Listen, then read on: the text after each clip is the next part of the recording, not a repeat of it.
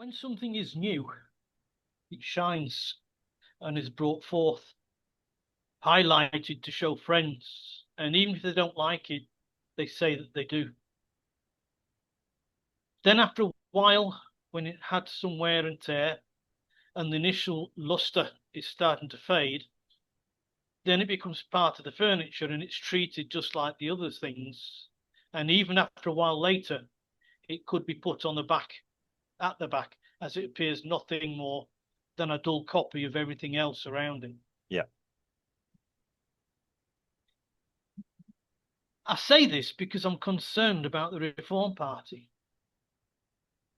Not as a party, but its leader, which, even though, just as with Donald Trump, he's having a lot of dirt being dug up on him, truthful or not, and even that is thin pickings because the press are digging the Farage naughty boy mine for 50 years, only to present the findings as gold before they even brought it to the surface, only to find out it's cobalt. Mm. Mr. Farage will have another 3 years of this before his chance to shine again. But it isn't even the naughty boy stories that are dulling the shine of Mr. Farage. It's his demeanour. He will say one thing and then do another. We've said it before on our podcasts that the Reform Party should really limit the number of Conservative politicians crossing over to the Reform Party, mainly jumping ship of the Titanic, which was once called a Conservative Party, not because they want to make a change, but because they want to hold on to their rather well-paying jobs. Mm. The British people can see this for what it is, and this is reflected in the recent polls where, okay, Reform are still at the top, but now with only 31%. Yeah. Okay. Yeah. That means a hung government at the next general election, and so Reform would have to make a deal with the Conservatives, something which Farage said he would never do, Mm. because they cannot be trusted, Yeah. using his words. But as the Conservative small boat people are breaking the sovereign states of the Reform Party border, Farage seems to be stood there with open arms. You know, Mm. so for Jonathan Cullis, so far, Jonathan Cullis, former Tory chairman, and ex-MPs Leah Nitchie and Chris Green, all disgruntled Tory members who lost in their last elections, they crossed over, Yeah. Yeah. as Okay. did Danny Kruger and Nadine Dorries, former Tory ministers, Sarah Putchin, former Conservative councillor, former Conservative MP Maria Caulfield, former Conservative MP Adam Holloway, failed Conservative candidate for MP but now Reform Mayor Andrea Jenkins, failed candidate for MP Mario Longley. From north of the border, Scotland, former Conservative MP Ross Thompson, and from over the Welsh border, ex-Conservative politician Davy Jones. Strange name for a taff, that, isn't it? Yeah. The big question is, will the immigrants be able to assimilate in their new home? Or will the culture war start? Okay. Mr. Farage really does need to take the helm again to steer his ship to victory. Otherwise, it will just flounder along with the other almost made it competitors. Okay. Right. Yes. I had heard this. Um, if if there was a election in January, I'd be a little bit concerned. I'll give you an argument of how I read this, and I had a think about this the other day. These people, as you said, they're not sitting politicians. They're coming across. They're going to have to prove their loyalties. I think you may see a few of them disappear, probably quietly or not so quietly. And I think that will be part of the inverted commas the game. I mean, yeah, okay. I don't. Farage, he has to be seen to be welcoming for everyone.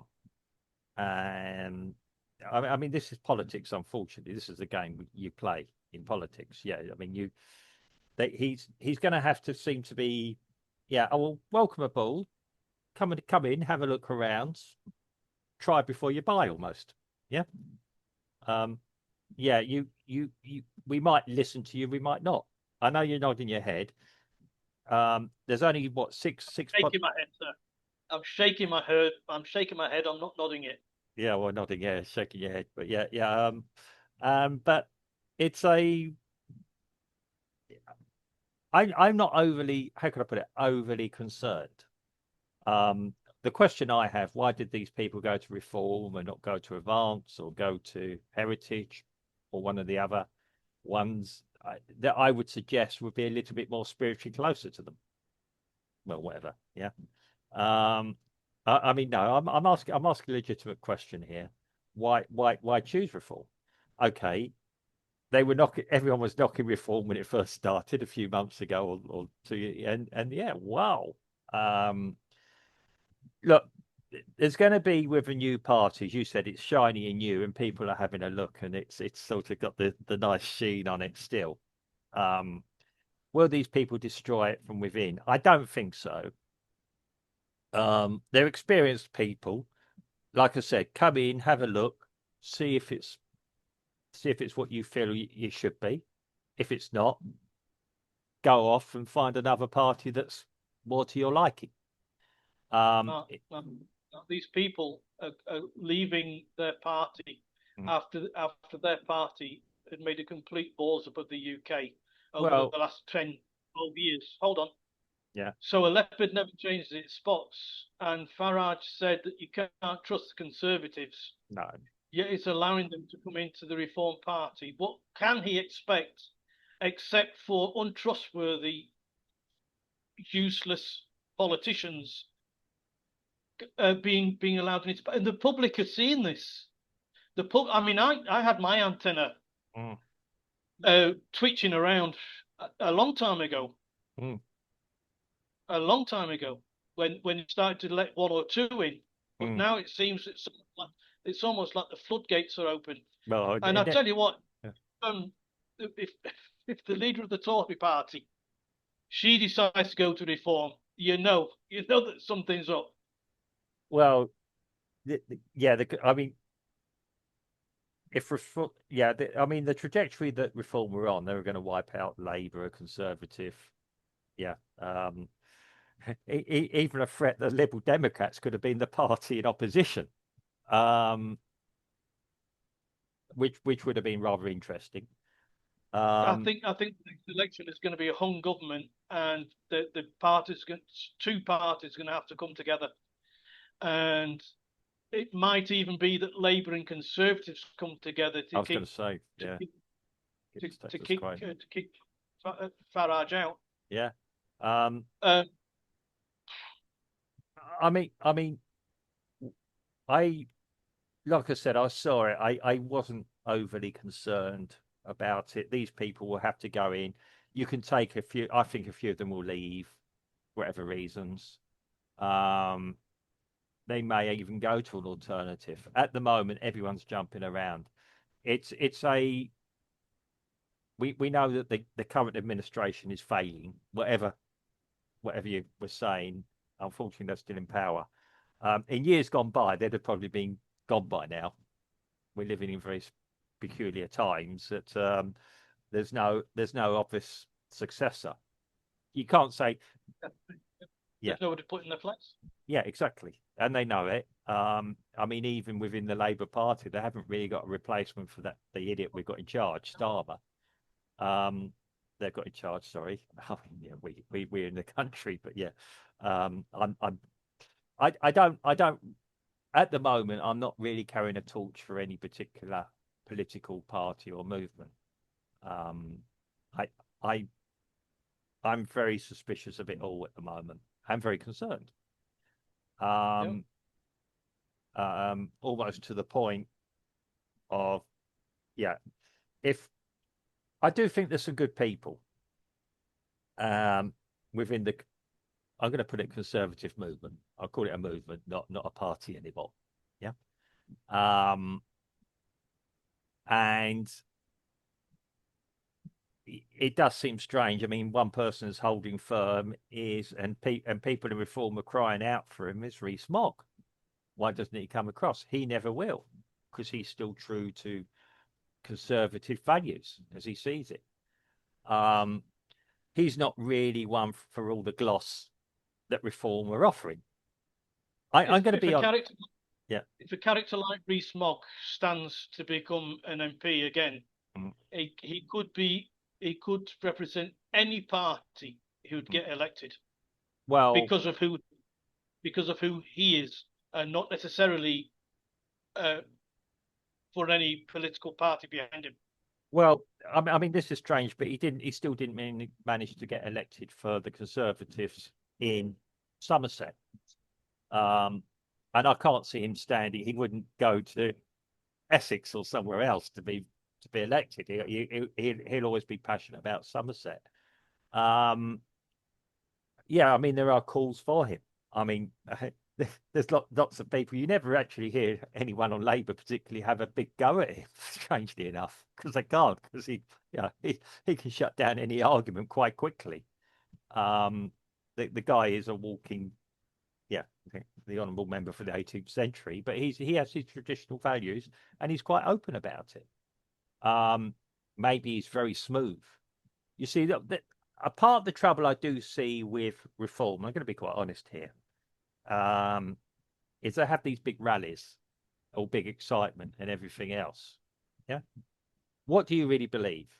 Okay, we all want to we all want to see controlled illegal immigration. Yeah. We want to be control who comes across our borders.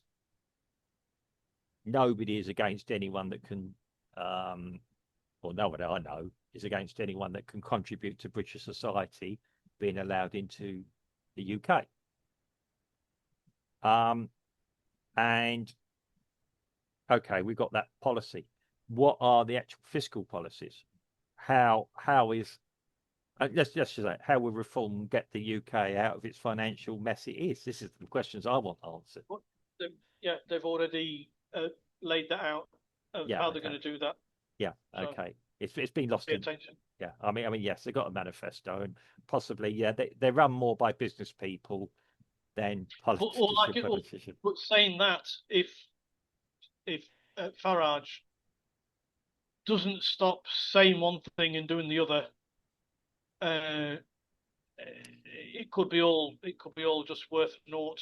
Well, again, my suspicion about him has always been he is, if you like, you acceptable personality between radicalism in in that way and the establishment.